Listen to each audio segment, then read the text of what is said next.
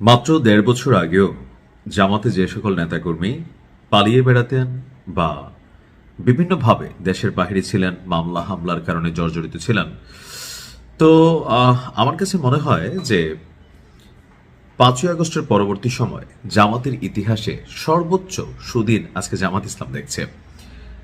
কিন্তু বাংলাদেশ আওয়ামী লীগ ক্ষমতায় থাকাকালীন জামাতকে নিষিদ্ধ করেছিল। রাজনৈতিকভাবে জামাত অনেক কোণঠাসা হয়েছিল। তারা কৌশলের আশ্রয় নিয়েছে, এমনকি আওয়ামী লীগকে ক্ষমতা থেকে পতনের জন্য যত ধরনের ম্যাটিকুলাস ডিজাইন আছে, প্ল্যান আছে, মাঠ পর্যায়ে শক্তি আছে, বিএনপির তুলনায় সেটা কয়েক গুণে জামাতের মধ্যে বেশি ছিল।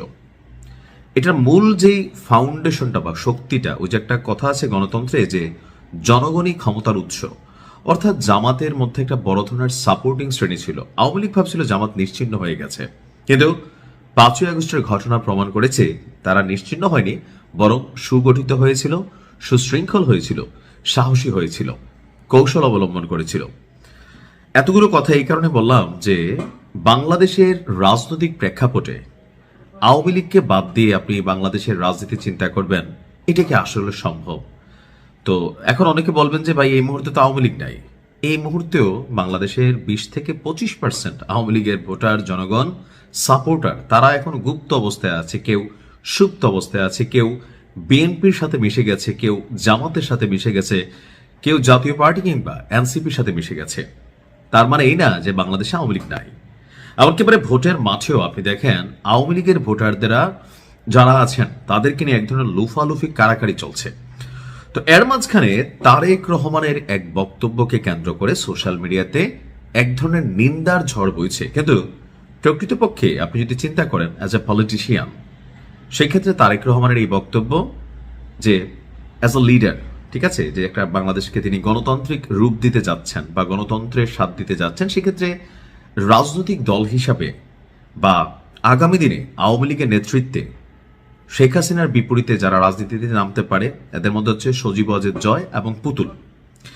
তো এই দুজনকে আসলে রাজনীতি করতে পারবে, তাদেরকে কি ভবিষ্যৎ সরকার যারা ক্ষমতায় আসবেন রাজনীতির সুযোগ দিবেন নাকি না? আওয়ামী লীগ যেমন জনাব তারেক রহমানকে দেশের বাহিরে পাঠায় রাখছিল, বেগম খালেদা জিয়াকে রাজনৈতিকভাবে কোণঠাসা করে রেখেছিল, একটা মানে গাভী টাইপ একটা কি বলো যে বিরোধী দল সংসদে ছিল, যেটা সরকারি দলেরই ছায়া হিসেবে কাজ করত, পান চাবানো ছাড়া কোনো কাজ ছিল না। তো বিএনপিও কি আসলে এরকম ভাবে আওয়ামী লীগকে ব্যান করার পক্ষে অথবা রাজনীতি থেকে মাঠের বাহিরে বের করে দেওয়ার পক্ষে? না।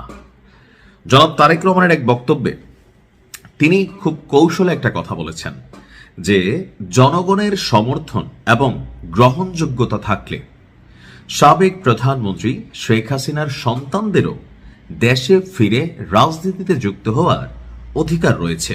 আর এই মন্তব্যে এই মুহূর্তে সোশ্যাল মিডিয়া তোলপাড় যে বিএনপি তাহলে আওয়ামী লীগকে পুনর্বাসনের জন্য সর্বোচ্চ চেষ্টা করছে।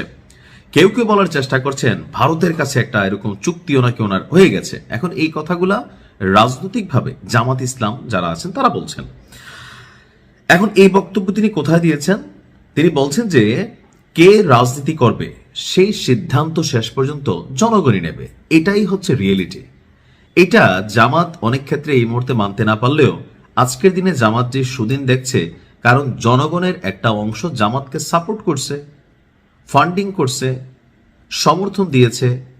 এখন আওয়ামী লীগের এদেশের 20 to 25% যারা কট্টর সমর্থক, কট্টর, আর যারা উইরা এসে জুইরা বসছিল, হাইব্রিড ছিল, লুটপাট করছে, সন্ত্রাসী কর্মকাণ্ড করছে, চাঁদাবাজি করছে, দল হিসাবে আওয়ামী লীগের অস্তিত্ব নষ্ট করে দিয়েছে, এরা কিন্তু ভাই কি বলা হয় যে ধরেন সুদিনের পাখি, এরা উইরা পড়ে গেছে। আবার কখনো সুদিন আসলে এরাই আসবে, রাজত্ব করবে, এটাই হয়তো বা বাস্তবতা। আজকে যারা তৃণমূলের কর্মী তাদের হয়তো খুঁজে পাওয়া যাবে না, পদ পদবিতেও দেখা যাবে না। তো জনগণের মধ্যে একটা বড় অংশ কিন্তু এখন আওয়ামী লীগের সাপোর্টার আছে, আওয়ামী লীগ একটা বড় দল। বাট যেহেতু এই মুহূর্তে ৫ই আগস্টের আগে বাংলাদেশে দেখতেন যে আপনি বাত্তি দিয়ে খুঁজা মানে জামাতের নেতাকর্মী খুঁজে পাওয়া যেত না, বিএনপির অনেক নেতাকর্মী খুঁজে পাওয়া যেত না। এটা কেন ছিল? ভয়ের কারণে। যে কেউ যদি জনাব মরহুম প্রেসিডেন্ট জিয়াউর রহমানের জন্মদিনে একটা শুভেচ্ছা লিখত, কোনো সরকারি কর্মচারী কর্মকর্তা, বা একটা জন্মদিনের বার্তা লিখতো, তার ওএসডি করে ফেলা হইতো, তার প্রমোশন আটকে যেত, এরকম অনেক কিছু কিন্তু হয়েছে, তাই না? তো ওই সময় অনেকেই ভয়ে ভয়ে কিন্তু সব আওয়ামী লীগ ছিল, যেদিকে তাকাইতো ওদিকে আওয়ামী লীগ। কিন্তু 5ই আগস্ট যখন ঘটলো, এর আগে পরে কোথায় ছিল? কারণ এরা যারা আওয়ামী লীগ হিসেবে দেখছেন ওই মুহূর্তে বাটে বইয়ের অনেকে আওয়ামী লীগ ছিল।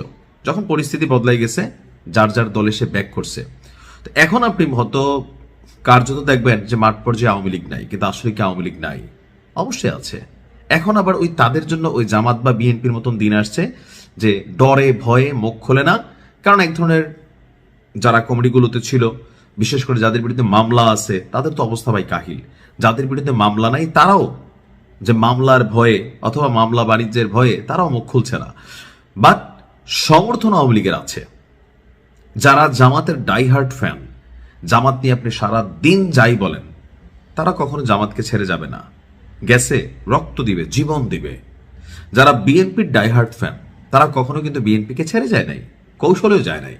আওয়ামী লীগেরও একটা ডাইহার্ট ফ্যান গ্রুপ আছে, যেহেতু বাংলাদেশের যে রাজনৈতিক দলগুলো আছে, অবশ্যই বড় দল হিসেবে সেখানে বিএনপি এবং আওয়ামী লীগ হচ্ছে সবচেয়ে বড় রাজনৈতিক দল।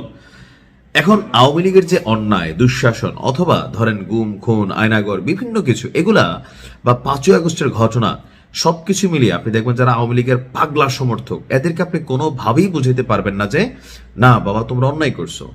লাইক 1971 নিয়ে জামাতের যে অবস্থান আছে, আপনি দেখবেন হয়তো বলার জন্য বলে, কিন্তু আন্তরিকভাবে তাদের মধ্যে এটা ফিল নাই, তারা ওই ফিলটা হয়তো অনেকে করে না।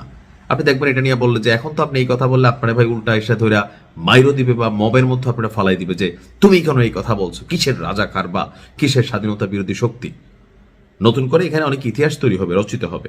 তো সবকিছু মিলিয়ে জনাব তারেক রহমান এই বক্তব্য যখন দিলেন, আমরা দেখলাম যে আন্তর্জাতিক গণমাধ্যম রয়টার্সে তিনি এই বক্তব্য দিয়েছেন যে তাকে প্রশ্ন করা হয়েছিল যে শেখ হাসিনার সন্তানরা তারা বিদেশ থেকে ফিরে রাজনীতিতে যুক্ত হতে পারবেন কিনা। তো তিনি বলছিলেন যদি কাউকে মানুষ গ্রহণ করে, যদি মানুষ তাদের স্বাগত জানায়, তাহলে যে কারো রাজনীতি কারোর অধিকার আছে।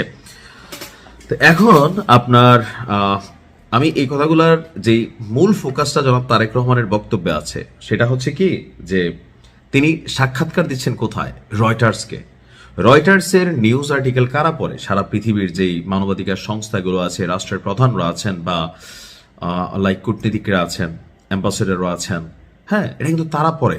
তো সেইখানে যদি জনাব তারেক রহমান বলতো না এইখানে আওয়ামী লীগের আর জায়গা নাই, কথার কথা, তাহলে আন্তর্জাতিকভাবে তার যে নেতৃত্ব সেটা নিয়ে প্রশ্ন তুলতো যে তিনিও তো আসলে রাজনীতির মাঠে সবাইকে ওয়েলকাম জানাচ্ছেন না। কেউ কেউ বলছেন যে শহীদ প্রেসিডেন্ট জিয়াউর রহমান যখন তিনি শেখ হাসিনাকে বাংলাদেশে পুনর্বাসন করছিলেন, এর 2-3 বছর পরে তিনি মরে গেছিলেন।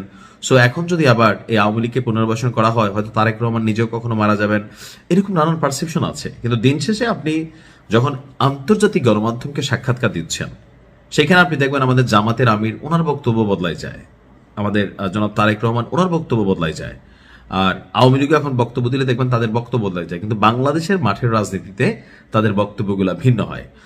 তো আপনি কি মনে করছেন যে আওয়ামী লীগ জামাতের সাথে যা করছে, এখন জামাতও যদি একই কাজ আওয়ামী লীগের সাথে করে, সেটা কি শোভনীয় হবে? নাম্বার 1। নাম্বার 2, জনাব তারেক রহমান যে বক্তব্য দিয়েছেন ইন্টারন্যাশনালি ডিপ্লোম্যাটিক ওয়েতে, সেই বক্তব্য আপনি কি সমর্থন করেন? আপনি কি মনে করেন যে সজীব ওয়াজেদ জয় বা পুতুল তারা যদি বাংলাদেশের রাজনীতি করতে চায়, তাদের অধিকার থাকা উচিত? এখন আওয়ামী লীগের যারা ফ্যান ফলোয়ার নিশ্চয় কমেন্ট করে ফায়দা ফেলতেছেন, যারা বিএনপি জামাতের তারেক রহমানের বক্তব্যের পরেও বিএনপির অনেক নেতাকর্মীরা এটাতে পছন্দ করবে না, আর জামাত তো করবেই না। কারণ জামাত আওয়ামী লীগের আমলে দুঃশাসনের শিকার হয়েছে। এটা খুবই কঠিন একটা কাজ যে আমার ঘর ভাঙে যে বা আমি বাঁধি তার ঘর। কারণ 2025-এ আমরা যে নীতিতে চলি, তুমি আমার দিকে তাকাইলে ভাই তোমার 14 গোষ্ঠী খায় ফেলুন, মানে আমাদের রাজনৈতিক যে ফিলিংসটা রাইট নাও এটা। তো রাজনীতি হবে, আলোচনা হবে, আন্তর্জাতিক গণমাধ্যমে সাক্ষাৎ হবে। দিন শেষে আমরা বাংলাদেশের মানুষ, এখানে আমাদেরকে মিলেমিশে থাকতে হবে। রাজনীতিতে আপনি হয়তো সাময়িক সময়ের জন্য ক্ষমতায় বসবেন, বসার আগে বা পরে যখন আপনি অন্যায় করবেন, অত্যাচার করবেন, জনগণের ক্ষতি করবেন, পেশি শক্তির ব্যবহার করবেন, জুলুম করবেন, আপনার পরিণতি একদিন আপনিও মজলুম হয়ে যাবেন। নিশ্চয় আওয়ামী লীগকে দেখে বাংলাদেশের অনেক মানুষের শিক্ষা হচ্ছে। তবে তারেক রহমানের এমন বক্তব্যকে আমি যদি আন্তর্জাতিকভাবে বিশ্লেষণ করি, ডিপ্লোম্যাটিক একটা বক্তব্য তিনি দিয়েছেন। এখন মনের খবর আর ডিপ্লোম্যাটিক খবর এটা আলাদা। তো তারপরেও এখানে যিনি বসবেন আন্তর্জাতিক গণমাধ্যমে এর বিপরীতে সাক্ষাৎকার দিতে পারবেন না।